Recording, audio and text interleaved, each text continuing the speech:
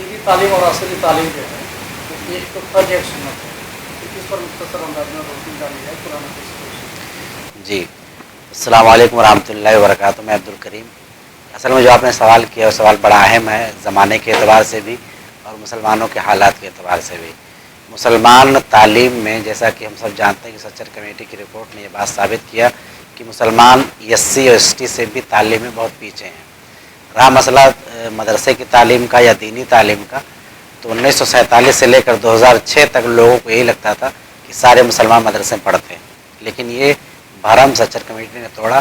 कहा कि सिर्फ 4% बच्चे मदरसे में पढ़ते हैं। पहले बात तो पढ़ते ही नहीं है, और जो बच्चे पढ़ते हैं उसमें सिर्फ 4% बच्चे मदरसे में पढ़ते हैं, बाकी असली तालीम गाँव में पढ़ते हैं। मैंने आज जो इस तकरीर में अपनी बात रखी, मेरी कोशिश ये थी कि हम असली तालीम में भी मेहनत करें।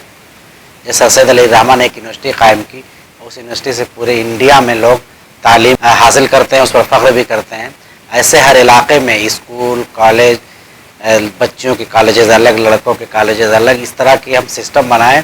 और हमारी कोशिश ये हो कि जो 96% बच्चे पढ़ते थे असली तालीम में, उनकी भी हम दीनी रहनुमाई कर सकें और समाज को एक बेहतरीन सिमत और समाज को एक अच्छी रहनुमाई दे सकें।